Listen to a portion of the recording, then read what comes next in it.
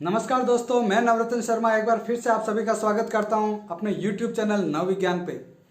दोस्तों, जैसा कि सीरीज के पहले चैप्टर में हमने सीखा था लोन का प्रोसेस, उसके बाद हमने सीखा इंडिविजुअल पर्सन अगर लोन के लिए अप्लाई करते हैं, चाहे वो सैलरीड हो या सेल्फ एम्प्लॉयड, तो उनको क्या क्या डॉक्यूमेंट की आवश्यकता होती है।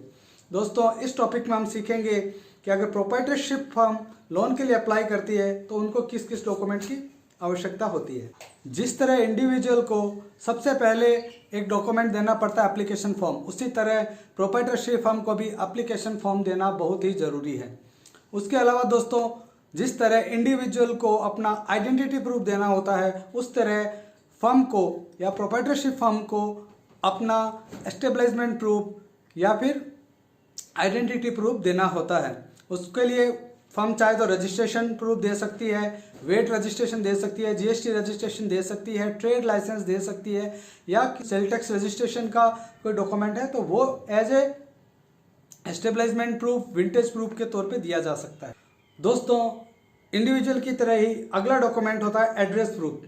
तो एक बिजनेस का एड्रेस वो होना चाहिए जहाँ पे बिजनेस है, जहाँ से बिजनेस रन होता है। तो जनरली दोस्तों, जो हम वेट रजिस्ट्रेशन लेते हैं, जीएसटी रजिस्ट्रेशन लेते हैं, या सेल टैक्स रजिस्ट्रेशन लेते हैं, ट्रेड लाइसेंस लेते हैं, उन सब में या उद्यम आधार है, उन सब में जो एड्रेस रहता है वही बिजनेस का एड्रेस होता है। लेकिन बहुत सारे केसेस में एड्रेस घर का रहता है और बिजनेस कहीं और रहता है, तो उस केस में जहाँ पे बिजनेस चल रहा है उसका कोई ना कोई वैलिडेशन हमको लेना चाहिए एज ए एड्रेस प्रूफ, जो हमें आगे काम आता है।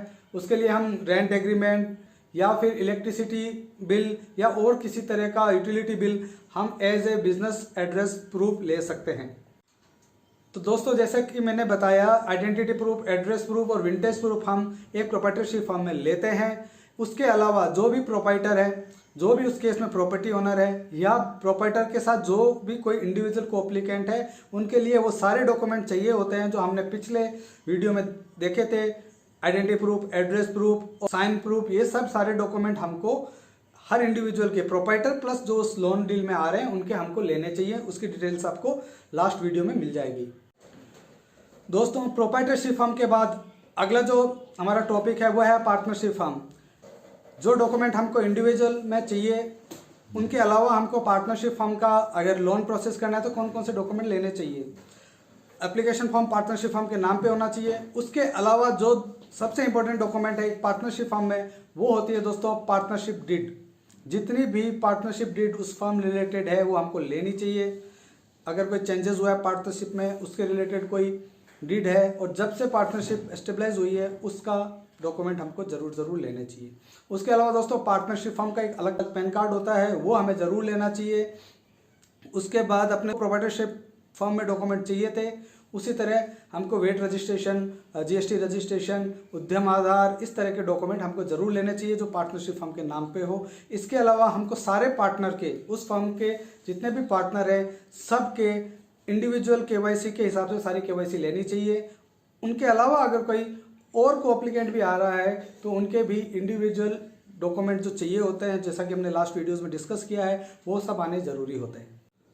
तो दोस्तों, अब तक हमने डिस्कस किया इंडिविजुअल्स के लिए क्या क्या डॉक्यूमेंट चाहिए, प्रोप्राइटरशिप फर्म के लिए क्या क्या डॉक्यूमेंट चाहिए, पार्टनरशिप फर्म के लिए क्या क्या डॉक्यूमेंट चाहिए। अब हम डिस्कस करेंगे एक प्राइवेट लिमिटेड कंपनी अगर लोन के लिए अप्लाई करती है तो उसको क्या क्या डॉक्यूमेंट देने होते हैं। तो दोस्तों, मैक्सिमम डॉक्यूमेंट सेम रहते हैं, लेकिन एडिशनल डॉक्यूमेंट जो एक प्राइवेट लिमिटेड कंपनी को देने चाहिए, या उसमें से लगभग सारे डॉक्यूमेंट एक लिमिटेड कंपनी के लिए भी एप्लीकेबल होते हैं। तो सबसे पहला जो डिफरेंस होता है दोस्तों, वो होता है एप्लीकेशन फॉर्म जो होता है वो प्राइवेट लिमिटेड कंपनी के नाम पे होना चाहिए, क्योंकि एक प्राइवेट लिमिटेड कंपनी का पैन नंबर अलग होता है, तो अलग पैन कार्ड उसका होना चाहिए। उसके बाद दोस्तों, सबसे ज़रूरी चीज़ होती है certificate of incorporation, certificate of commencement of business. ये दो डॉक्यूमेंट बहुत ही ज़रूरी है विंटेज चेक करने के लिए और कंटिन्यूटी चेक करने के लिए। उसके बाद सबसे ज़रूरी डॉक्यूमेंट आते हैं दोस्तों memorandum of association of A company, article of association of A company. ये दोनों को हम मोआ और ओवा बोलते हैं शॉर्टकट में। Memorandum of association and article of association बहुत ही ज़रूरी डॉक्यूमेंट होते हैं। हर क्रेडिट मैनेजर को लोन देने से पहले, लोन असेस करने से पहले इनको पूरा डिटेल्स में पढ़ना चाहिए, लोन रिगार्डिंग इसमें क्या प्रोविजंस लिखे हुए हैं। उसके बाद दोस्तों, हमें चाहिए डायरेक्टर की लिस्ट। इस कंपनी में कौन कौन से डायरेक्टर हैं उनकी डिटेल्स हमको ज़रूर चेक करनी चाहिए। उसके बाद हमें चाहिए share holder patterns. Share holding का क्या पैटर्न है, किसके पास सबसे ज़्यादा शेयर है, ये हमें पता होना चाहिए। वो लिस्ट हमारे पास होनी चाहिए, लेटेस्ट लिस्ट अपने पास ज़रूर होनी चाहिए। उसके बाद दोस्तों हमें चाहिए audited account statement. Companies case में ऑडिट मैंडेटरी होती है, तो अकाउंट सारे मैंडेटरी ऑडिटेड ही होने चाहिए। इसके अलावा दोस्तों एक डॉक्यूमेंट बहुत ही ज़रूरी होता है, क्योंकि कंपनी के शेयर होल्डर अलग होते हैं और कंपनी मैनेज करने वाले अलग होते हैं। ओनर और मैनेजमेंट दोनों अलग अलग होते हैं, इसलिए बोर्ड ऑफ डायरेक्टर का रिजोल्यूशन ज़रूर होना चाहिए लोन लेने के लिए। Board of director resolution pass करते हैं बोर्ड मीटिंग में, उसके बाद ही लोन के लिए कंपनी अप्लाई कर सकती है। और उसके लिए वो किसी स्पेसिफिक पर्सन को या डायरेक्टर को या कंपनी के किसी ऑफिशियल को अपॉइंट करते हैं लोन की फॉर्मेलिटीज़ कंप्लीट करने के लिए। तो वो बोर्ड ऑफ डायरेक्टर का रिजोल्यूशन अपने पास ज़रूर होना चाहिए। प्राइवेट लिमिटेड कंपनी के खुद के डॉक्यूमेंट के अलावा उनके डायरेक्टर के डॉक्यूमेंट वही चेक करने चाहिए जो हम इंडिविजुअल के केस में करते हैं। दोस्तों जैसा कि आप स्क्रीन पे देख पा रहे हैं, मैंने प्रोप्राइटरशिप, पार्टनरशिप और प्राइवेट लिमिटेड कंपनीज के डॉक्यूमेंट की लिस्ट आपके साथ शेयर कर रहा हूं।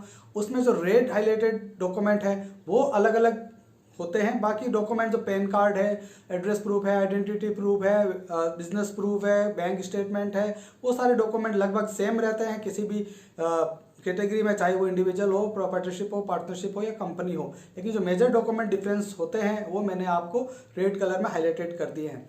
दोस्तों अभी तक हमने इन सारे डॉक्यूमेंट्स के बारे में सीखा। अगले वीडियोज़ में इन डॉक्यूमेंट में क्या क्या चेक करना है और कैसे हम फ्रॉड चेक कर सकते हैं, एक एक डॉक्यूमेंट की डिटेलिंग हम चेक करेंगे और हम डिटेल्स में इसके बारे में डिस्कस करेंगे। हर एक डॉक्यूमेंट पे एक अलग वीडियो होगा और आपके वो बहुत ही काम की चीज़ होगी। धन्यवाद दोस्तों।